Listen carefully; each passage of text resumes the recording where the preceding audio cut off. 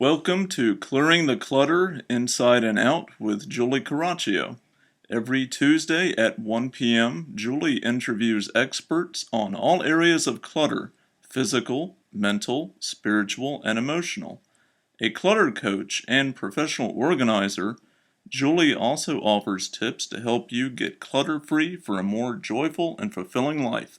I would like to thank today's sponsor, RYB Professional Writing Services. They are certified professional grant writers and also pen press releases and social media copy to get the word out about your business. For more information, please visit reawakenyourbrilliance.com/writing.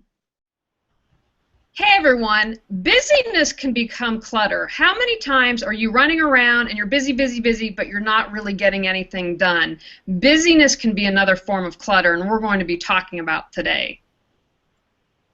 Ingrid Vanderlock has been a professional organizer since 2005, is a certified coach, and a Golden Circle member of the National Association of Professional Organizers. She also teaches and speaks professionally. Ingrid is involved with Overtrein, the first European conference on professional organizing, and she also wrote the Dutch Manual for Organizers. She is currently working on organizeonline.nl to bring everything about organizing together in the Netherlands where she lives. Welcome, Ingrid. Thank you very much. So nice to be here, Julie. Thank you. We are excited to have you. You're our first European guest, so you get that honor. Thank you very much. So let's get started. How do you think this culture of being busy 24/7 came about? Well, I don't know exactly, but I see there is such strange thing going on. And I think everybody knows when we walk out on the street and we run into someone, we ask them how's life, how is life going? And then they say busy. The first thing people say is almost always busy, busy, busy. I only slept 3 hours last night, and I'm busy with this, with that. And the only thing we see, they don't complain about it. What we see is that they are sort of proud of it, because it seems to be that it's a code to be successful or to be important. And then there is also the sort of the bubble we live in of more. It's like we always like to have more. That's always also something I see what gives a lot of busyness. And there's a lot of information online everywhere, so much information, so much to do. So I see all sort of things happens that makes us very busy.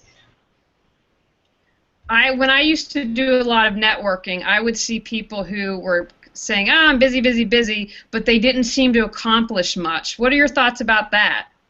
I think what it is, there are 3 powerful trends I think we see, and that's the social media, the iPhones, and the technology we are in, and all those things makes us very busy and will keep us attracting from the people, from the things we want to do. There is so much information coming to us, and we see so much more than we did before what are other people's doing, and it also makes us a bit pushing that our children need to go to better school, more homework, more sports, more things. And it also makes us a bit that we want to be a Superman or a Superwoman, to do all those things we see and what we hear what are other people doing. And what we also see that that a lot of people are overwhelmed by all those information, and it's getting more difficult to make our own decisions, because everything is coming to us instead of we are going to the things that we find important, and that also gives a lot of stress. How is this belief of being busy and being busy is a good thing driven by consumerism? Do you think if we had simpler lives, simpler pursuits, and different definitions of success, would we want to be so busy? Well, I think there is a writer, his name is Hamilton, and he writes about politics and consumerism. And, and he wrote that sense that most people know by now that says people buy things they don't need with money they don't have, and to impress people they don't like. The answer is no, because if we don't have to do all those things and we don't have to have all those stuff, we would be so much more relaxed. And the one thing more, then if we want more time, we need more technology, and if we need more technology, we also need more people to free up more time for ourselves to do more things. So I think the answer, if we are in that mode bubble, the answer is always more. Absolutely. Now, I want to talk, this show is all about helping people clear clutter, and I always want to think outside the box. So can you tell us how being busy can create clutter for us, mental, physical, emotional, spiritual, whatever you'd like? Yeah, there is what comes first, because busyness creates clutter, and clutter creates busyness, because clutter is that what stands between you and the life you want to be living. And if we do the essential things and we let go of all the non-essential things that come on our way, then the way is free to reach our goals and to do what we want to do. So I think, yes, clutter makes us busy, but also being busy creates a lot of clutter, because all the things we create with being busy, things we do, we need stuff to things we do, or it needs place in our agenda, in our computer, or in our head. So, and if you want too much and what we want, we can't do it at that moment, then it gives arrears, and those arrears, I think that's the thing that gives most clutter and costs most energy, if the things we want to do, if we can't do it anymore, and we see there is a delay or there are arrears. What steps can people take to switch their mindset of needing to be busy all the time and being proud of that? I think we see there is a shift already happening at this moment. We see at this moment there are lots of people who start today with a walk, just to think about the day and to ponder. They free their weekend for their family and for friends and don't have work. They shut technology up. They shut down Facebook, and instead they call real friends. Instead of meetings, they plan time in their agenda to do the productive work. So I think already there is a shift going on. But what I think what is important is first to have your goals set. So what is important for you? And some people find it very difficult to set goals or to find out what are my goals. And I think it's very easy way for that to find out. Is just see the next coming years. What is it? What I want more. What I want to spend more time for. Is it my family, or is it something? What is it? What I want to spend more time. If we know what our goals are, then it's very easy to eliminate everything that doesn't help with your goals. So everything that comes on your way, in your home, in your computer, in your agenda, or whatever, you can see, does it help me or does it not help me to reach my goals? And if there are arrears, some things that you still have to do, just fix up the things you want to do, and the other things who aren't necessary, just put it away, make free the way to reach your goals. And rest well. I think a lot of people, we don't sleep enough. So rest well and think positive about time. Don't always think, I don't have time for that. Just think, I do have time for that. And yes, I'm allowed to do also the nice things.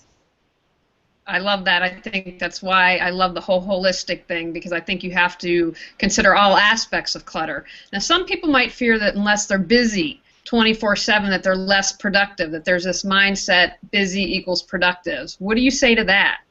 I think the first thing is to be maybe nice and loving for yourself, and know that if you start with eliminating everything that doesn't help you reach your goals, or you doesn't like to do or to have, if you just eliminate it, it's the same with your closet or your garage. If you just clean things up, then you feel how free you feel and how much space it gives for yourself to be what you want to be and to do what you want to do. So if you can free up in your agenda, in your home and whatever, then it will fill your life with lots of happiness. So it has also to do with your work and life balance. So if you get rid of the clutter, it gives you time to have quality time. One of the switches I've made is I have a big notebook and I write down everything that I need to do. And it's something that usually the list is for the week. And so I'll wake up and say, okay, what do I feel most energized to do today? Now again, you know, you have appointments with clients, we have other things, life happens, but I found I'm more productive if I can have that time to say, okay, what's my energy best for today? And I get more done, and I'm still being productive, but I'm not wasting time. Yes, I think it is. And if everything is away, the clutter is away, it's like, I think Socrates said something very nice. He's a man who lives 400 years for Christ, I think, and he said, the secret of happiness, you see, is not found in seeking more, but in developing the capacity to enjoy less. So I think that's a very nice one, because we feel much more freer. Now, what would you say to someone who's listening or watching and they're like, oh my gosh, I really want to get out of this busyness mindset, but I'm really overwhelmed at the thought? What would you say to them? I would say to them, I think the most easy thing to start with today is everything that comes on your way, in your inbox, in your mail, in your mailbox, in your house, in your agenda, whatever, filter what you allow to come in, and filter what you want to keep outside. So I think that's the most simple thing where it starts, and what you can do the whole day, filter everything what comes into your life, into your house, into your agenda. Fantastic. Now, do you have any final thoughts on the pursuit of busyness? I think to be who you want to be, and to do what you want to be, you create by yourself. If you are successful in eliminating all the clutter in all forms. So I think that's maybe the most important thing, to free your way and to get rid of clutter in all forms out of your life. Excellent. Now, do you have any final tip on any form of clutter that you'd like to share on how people can let that go? Yeah, I think it's just the filtering. See what's coming in, and make up arrears. So then your life is getting lighter, and see it as a process. It's not a thing you do in one day or in 1 week or in a month. It's a way of life. So if you just every time see what comes in, and you get little by little rid of everything that is bothering you or doesn't help you, then the process will lead you to more clutter-free life. All right, fantastic. Now, Ingrid, please tell people more about you, where they can find out information, all that good stuff. Okay, now my website is www.ingridvanderlocht.nl. Everything is in Dutch, so please, if you want to reach me, find me on Google, email me or whatever. look at my website. But sorry for the people in America and all over the world, just for the Dutch people, you can read it, or maybe you can use Google Translate to see it. Google, we can use Google Translate. Why don't you teach us something in Dutch? Teach us clear the clutter inside and out in Dutch. How would you say that? Weg met alle troep uit je huis en uit je leven, uit je agenda en uit je werk. Wow. Okay. Well, that was great. We learned something new today. All right, everyone. I want you to go out and clear the clutter and to create the life you deserve, desire, and choose. Thanks again to today's sponsor, RYB Professional Writing Services. They are certified professional grant writers and also pen press releases and social media copy to get the word out about your business.